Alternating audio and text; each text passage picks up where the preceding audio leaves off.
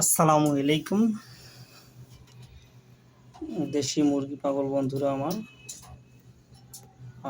আজকে আমি একটি নতুন অর্থাৎ প্রথম একটা ভিডিও তৈরি করতে যাচ্ছি, জানি না কেমন হবে। তো ভিডিওটা হচ্ছে ইনকিউবেটর ছাড়া বৈদ্যুতিক লাইটের মাধ্যমে কিভাবে দেশি মুরগির ডিম থেকে বাচ্চা ফোটানো হয়। আমি এর আগে বেশ কয়েকবার এভাবে মুরগির বাচ্চা ফুটিয়েছি ডিম থেকে।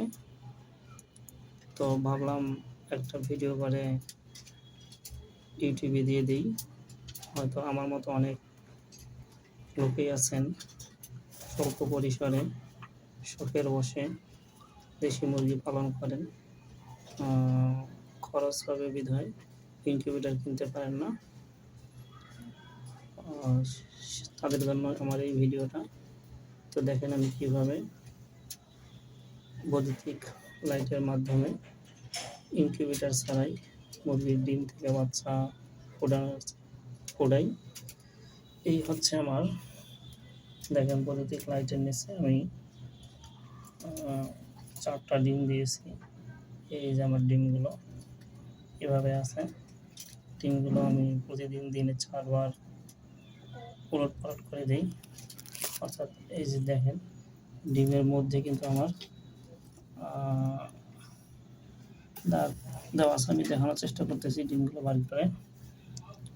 এই যে আমার ডিমের নিচে দাগ দেওয়া আছে এক পাশে, আর এক পাশে 19 তারিখ, অর্থাৎ আমি 19 তারিখে ডিমটা দিয়েছি, এটা গণনা করার জন্য।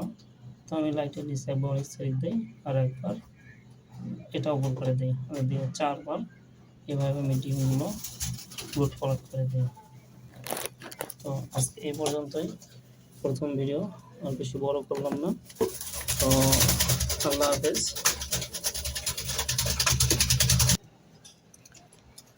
এই যে দেখতেছেন আমার একটা মুরগি, এই মুরগিটাও কিন্তু আমার এভাবেই লাইটের মাধ্যমে ফুটিয়েছে।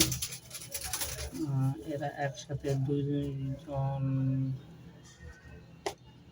হ্যাঁ একসাথে দুটি বাচ্চা, সরি একসাথে 3টি বাচ্চা পড়িয়েছি। এখানে একটাকে জবাই করে খেয়েছি, আর এই যে একটা, এরা এখন ডিম দিচ্ছে। আর মূলত এদের ডিমগুলো আমি আবার লাইটের মাধ্যমে ফোটানোর চেষ্টা করতেছি।